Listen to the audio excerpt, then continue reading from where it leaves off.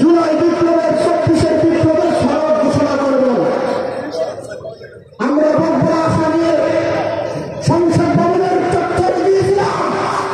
আমরা দেখেছি আপনি সরবের মতো জাতির সাথে তামাশা করেছেন, আপনি ইসলামকে ফেরত করেছেন, স্বাধীনতাকে ফেরত করেছেন। 1947 সাল, 52 সাল, 71 সাল ফিল খেলা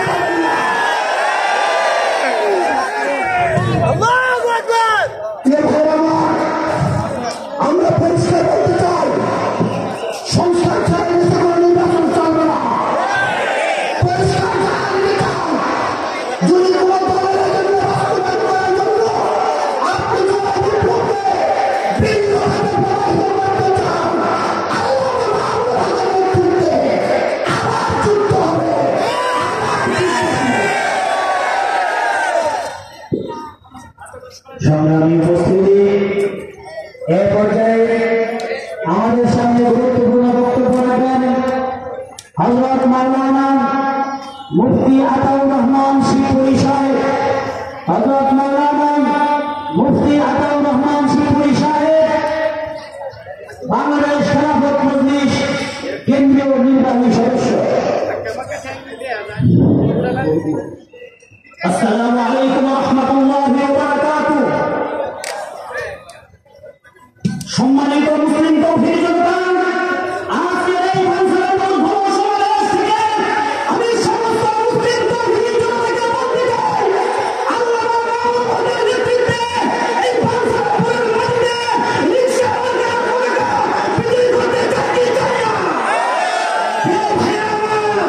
অনেকের রক্ত দিয়েছে, ছাত্র রক্ত দিয়েছে, ইসলামের মধ্যে অনেকের ইসলাম হবে না, অনেকের হবে না, এবং দেশের মানুষ শান্তি পাবে না, মুক্তি পাবে না, বদলের কামড় মধ্যে আমাদের ভিড়তে হবে।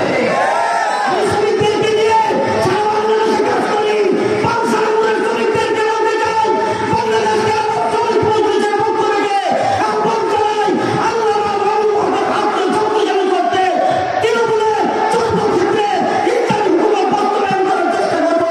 আসসালামু আলাইকুম ওয়া রাহমাতুল্লাহি ওয়া বারাকাতুহু।